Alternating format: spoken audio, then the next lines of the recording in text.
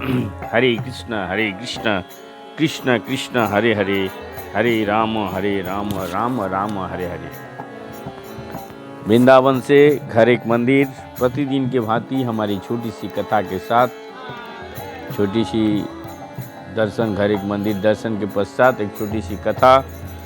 तो हमारी कथा चल रहा है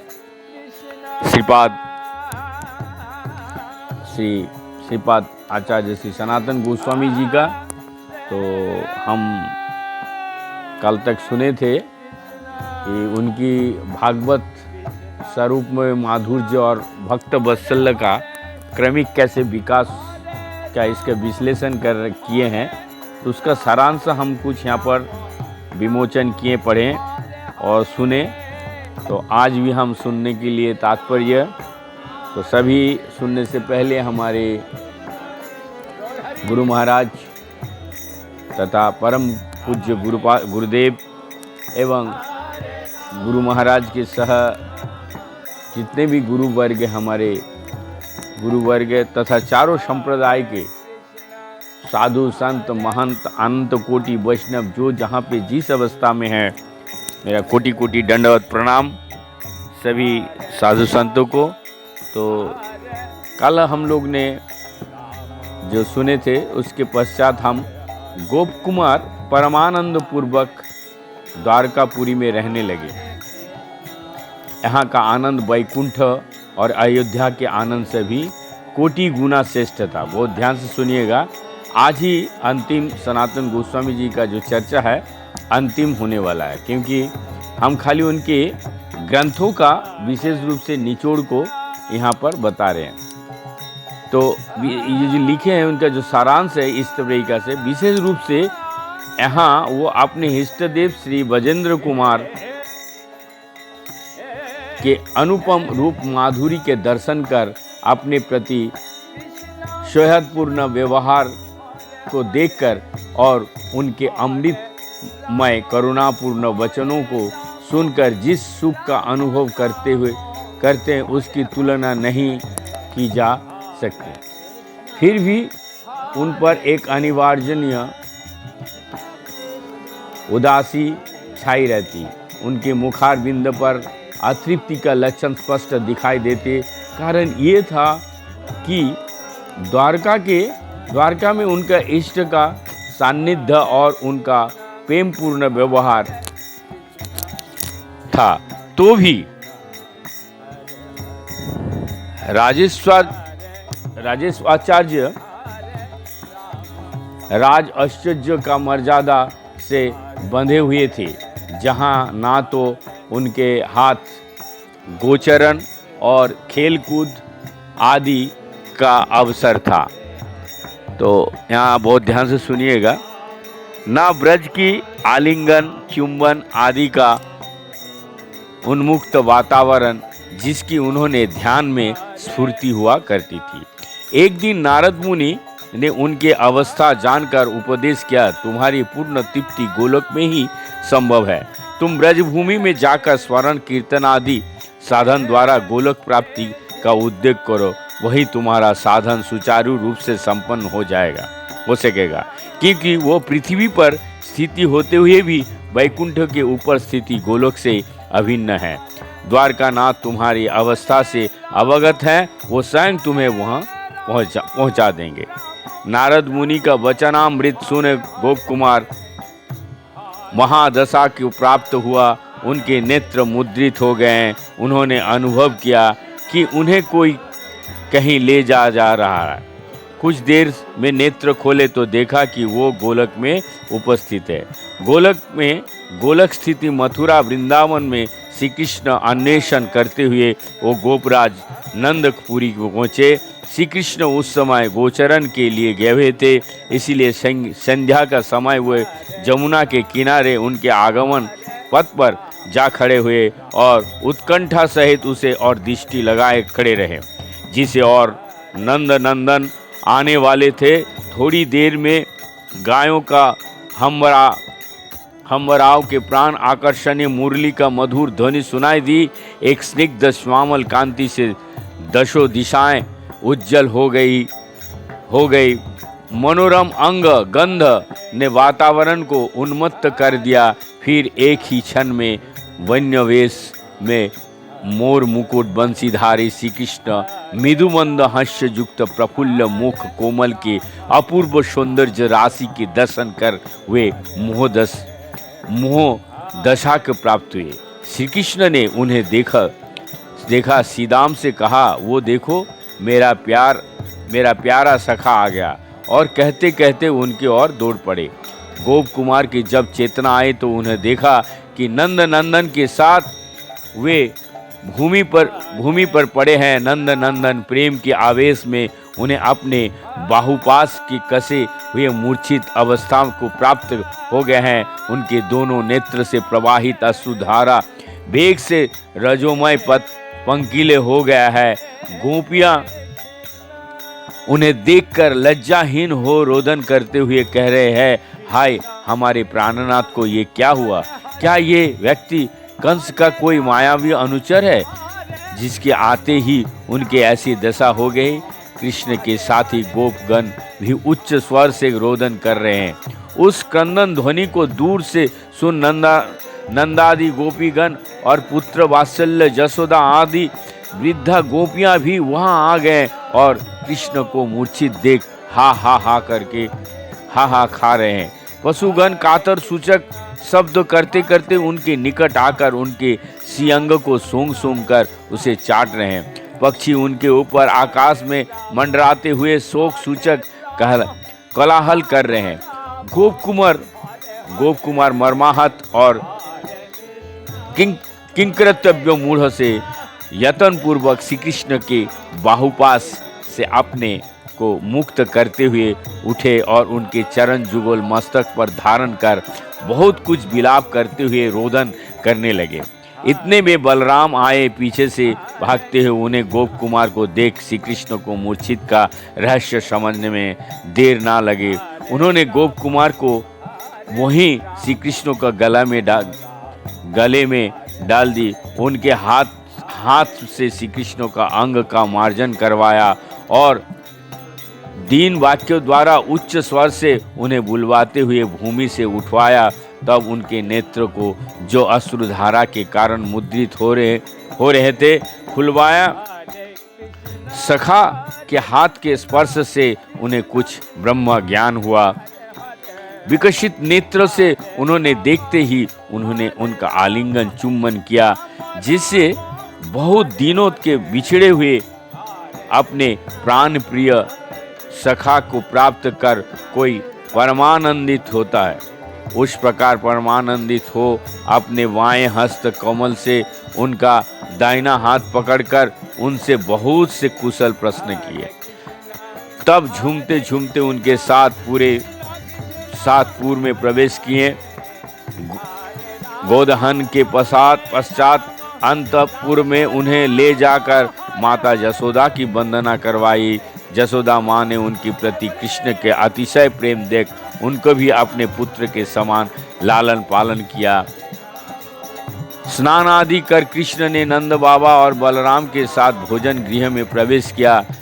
श्री नंद कनकासन पर विराजमान हुए। श्री कृष्ण उनके बाएं और बैठे, बलराम दाएं और गोप कुमार की श्री कृष्ण ने आग्रह पूर्वक सामने बैठाया। जसोदा माँ ने परिवेशन प्रारंभ किया। उसी समय ब्रज सुंदरिया अपने अपने घर से नाना प्रकार का भोज्य सामग्री लेकर आए। श्री कृष्ण ने प्रशंसा सहित उन्हें अरोगा और अपने हाथ से गोप कुमार को खिलाया। जब श्री राधा द्वारा लाए गए लड्डू उनके सामने रखे गए तो उनका एक कण जीवा से स्पर्श करते ही उन्हें राधा की ओर देखते हुए ऐसा मुंह बनाया जैसे वो नीम की तरह कड़वा हो, और ये कहते हुए, हे राधे, ये लड्डू तुम्हारी वंश में जात इस व्यक्ति के ही योग्य है। गोप कुमार को ये दे दिया, पर परिहास के छल से उन्होंने गोप कुमार को वो वस्तु प्रदान की जिससे अधिक और कुछ देने की उनकी पास ना था।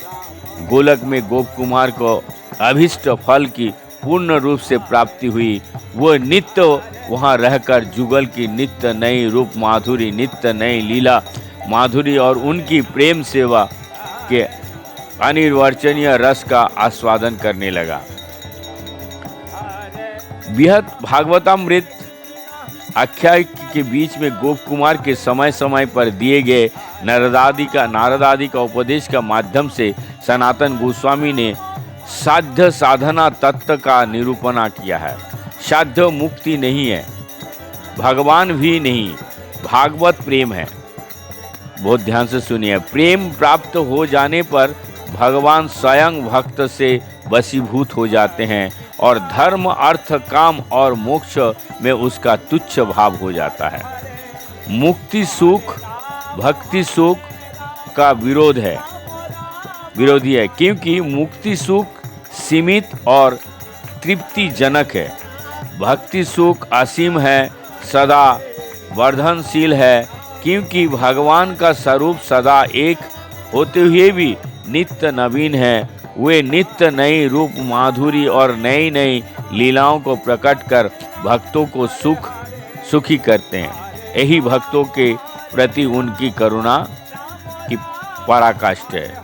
मुक्ति की अवस्था में आत्माराम मुनियों का केवल एक ही सुख का अनुभव होता है। मन की वृत्ति के अभाव के कारण उसका विस्तार संभव नहीं है। वो उत्कंठा रहित और शून्य से प्राप्त होता है। भक्तों में वही सुख मन की वृत्ति का कारण कई गुना अधिक हो जाता है। उसी प्रकार जिस प्रकार आकाश स्थित सूर्य का प्रकाश स्फटिक मणि पर पड़ने का कोई गुना अधिक हो जाता है। मुक्ति भक्ति का गौण फल है और आत्मारामता भक्ति का गौण फल का भी नहीं है। आत्मारामता प्रेम का विरोधी है, क्योंकि इससे उत्कंठा का नाश होता है। प्रेम का स्वरूप है सदा अतृप्त रहना और आत्मारामता का ना होना। आत्मारामता का ना होना भक्ति का दूषण नहीं है, भूषण है। नारद मुनि ने भगवान से वर मांगा कि भक्ति या प्रेम में किसी को कभी तृप्ति ना हो, तो भगवान ने उत्तर दिया कि ये मेरी भक्ति का संभव ही है। आपने क्या मेरे किसी भक्त को कभी तृप्त देखा है? प्रेम प्राप्ति का मुख्य कारण श्री कृष्ण की कृपा है। किसी पर ये कृपा अकस्मात हो जाता है। कोई इसे साधन द्वारा क्रम से लाभ करता है, तो जैसे कोई उदार दाता किसी का बना हुआ भोजन दान कर देता है, किसी को सीधा दे देता है, जिससे उसे भोजन स्वयं तैयार करना पड़ता है। प्रेम प्राप्ति के साधक का पहला उस भय को दूर कर देना चाहिए जो उसे श्री कृष्ण की ईश्वर जानने के कारण लगता है। उसे श्री कृष्ण में बंधु भाव रखना चाहिए। उनसे दास, सखा, माता पिता या कांता लौकिक नाता जोड़कर उस भाव को ब्रज गोपी का अनुगत्य में भोजन करना चाहिए। भजन नवादा भक्ति का अनुरूप होना चाहिए। उसमें श्री कृष्ण ब्रज की लीलाओं का ध्यान ज्ञान और उसमें भी प्रभु का नाम संकीर्तन मुख्य होना चाहिए। ये साधन श्री कृष्ण के प्रिय क्रीड़ा भूमि ब्रज में रहकर करना चाहिए, क्योंकि वहाँ रहकर करने से निश्चित रूप से प्रेम का प्राप्ति शीघ्र हो जाते हैं।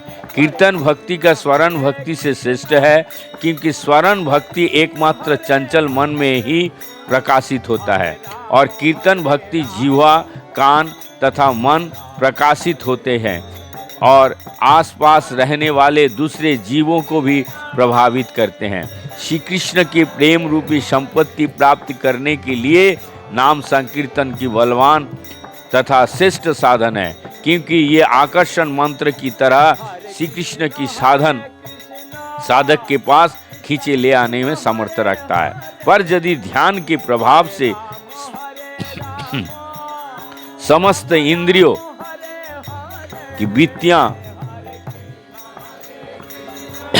अंतर्मुख होकर मन की वृत्ति को प्रकाशित हो जाते हैं, अर्थात ध्यान अवस्था में श्रवण कीर्तन दर्शन आदि मन में बाहर की तरह प्रकाश पाने लगे, तो इसी प्रकार ध्यान का ब्रह्म कीर्तन आदि अपेक्षा श्रेष्ठ है। वैसे कीर्तन और ध्यान के एक दूसरे से बिल्कुल पृथक है। माफ कीजिएगा, क्योंकि कीर्तन से ध्यान का सुख बढ़ता है, ध्यान से कीर्तन का, तो ये दोनों ही एक तरह से समझा जाना चाहिए। साथ ही ये भी ध्यान रखना चाहिए कि साधारण रूप से कीर्तन को सब साधनों से श्रेष्ठ माना गया है, तो भी जिसकी जिस साधन में स्मायक प्रति हो, जिससे उसे पूर्ण रूप से सुख प्राप्त होता है, उसके लिए वही साधन सर्वश्रेष्ठ है। उसे उसका अनुष्ठान करना चाहिए, क्योंकि उसके लिए वो साधन फल रूपी ही है। इसका यह अर्थ नहीं है कि निष्काम भक्ति का अनुष्ठान के अतिरिक्त कर्म ज्ञान आदि और किसी साधन से प्रेम की प्राप्त हो ही सकती है। कर्म ज्ञान आदि साधनों का प्राप्ति और निष्काम भक्ति के प्राप्ति में बहुत अंतर है। सकाम पुण्य कर्म करने वाला गृहस्थियों को भूवस्व इन तीनों लोकों की प्राप्ति होती है। निष्काम कर्म करने वाले गृहस्थ नैष्ठिक ब्रह्मचारी वानप्रस्थ तथा सन्यासियों को इनसे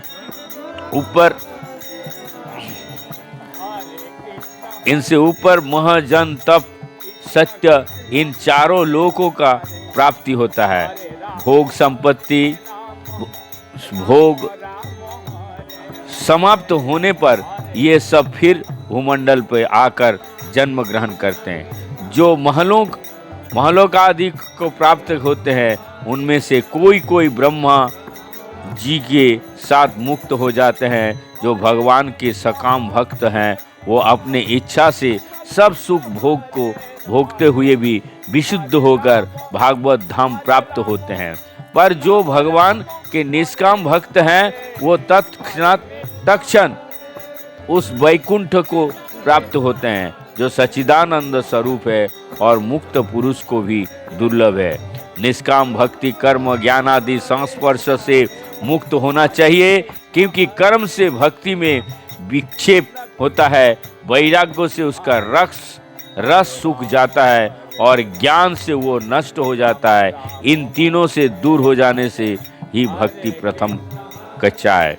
ये हम सनातन गोस्वामी जी का जीवनी से उनकी जो सारांश है, कुछ हम लोग यहाँ पर सुने तथा आलोचना किए। यदि अच्छा लगे, कल हम लोग सुनेंगे रूप गोस्वामी श्री श्रीपाद रूप गोस्वामी के जीवन। तब के लिए सभी लोग बोलिए हरे कृष्ण कृष्ण कृष्ण हरे हरे, हरे राम राम राम हरे हरे।